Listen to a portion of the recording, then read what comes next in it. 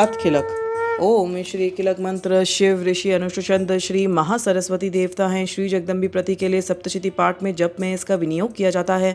ओम चंडिके देवी नमस्कार है। मार्कंड जी कहते हैं, विशुद्धि ज्ञान ही जिनका शरीर है, तीनों वेद ही जिनके 3 दिव्य नेत्र हैं, जो कल्याण प्राप्ति हेतु हैं तथा अपने मस्तक पर अर्धचंद्रा का मुकुट धारण किए हुए हैं, उन भगवान शिव को मेरा नमस्कार है। मंत्रों का जो भी अभिकिलक है, अर्थात मंत्रों की सिद्धि में विघ्न उपस्थित करने वाला शाप रूपी किलक का जो निवारण करने वाला है, उस सप्तशती मंत्र को संपूर्ण रूप से जानना चाहिए और जानकर उसकी उपासना करनी चाहिए। यदि सप्तशती के अतिरिक्त अन्य मंत्रों के जप में भी जो निरंतर लगा रहता है, वह भी कल्याण का भागी होता है।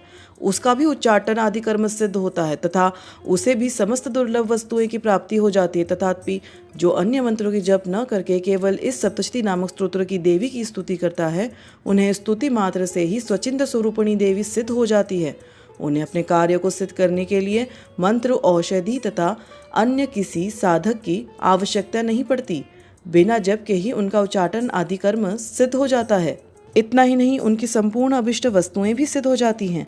लोगों के मन में यह शक था कि जब केवल सप्तशती की उपासना से अथवा सप्तशती छोड़कर किसी अन्य मंत्र की उपासना से जब सामान्य रूप से कार्य सिद्ध हो जाता है, तब इनमें से सर्वश्रेष्ठ कौन सा है। लोगों की इस शंका को सामने रखकर भगवान शंकर ने अपने पास आए जिज्ञासुओं को समझाया कि सप्तशती नामक संपूर्ण स्तोत्र ही सर्वश्रेष्ठ एवं कल्याणमयी है। तदनंतर भगवती चंडिके का सप्तशती नामक स्तोत्र महादेव जी ने गुप्त कर दिया। सप्तशती के पाठ से जो पुण्य की प्राप्ति होती है, उसकी कभी कोई समाप्ति नहीं होती, किंतु अन्य मंत्रों की जपने से पुण्य की समाप्ति हो जाती है। अतः भगवान शिव ने अन्य मंत्रों की अपेक्षा जो सप्तशती की ही सर्वश्रेष्ठता का निर्णय किया, उसे यथार्थ जानना चाहिए।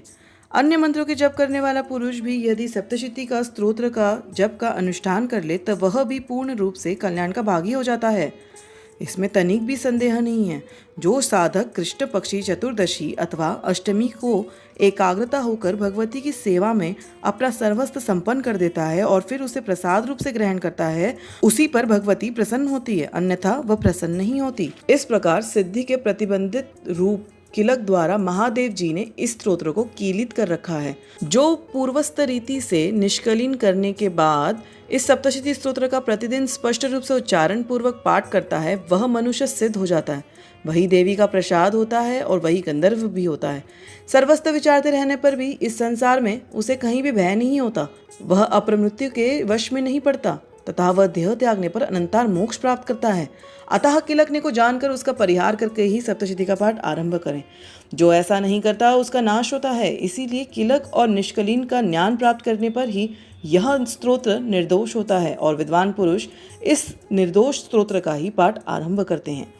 स्त्रियों में जो कुछ भी सौभाग्य और दृष्टिगोचर होता है, वह सब देवी के प्रसाद का ही फल होता है। अतः कल्याणमयी स्तोत्र का सदा ही जप करना चाहिए। इस स्तोत्र का मंद स्वरूप से पाठ करने पर स्वल्प फल की प्राप्ति होती है और उच्च स्वरूप से पाठ करने पर पूर्ण फल की प्राप्ति हो जाती है। अतः उच्च स्वरूप से ही इसका पाठ आरंभ करना चाहिए। जिनका प्रसाद ऐश्वर्य, सौभाग्य, आरोग्य, संपत्ति, शत्रुनाश तथा परम मोक्ष की सिद्धि होती है, उस कल्याणमयी जगदम्बिके की स्तुति मनुष्य रोज करना चाहिए। किलक स्तोत्र संपूर्ण।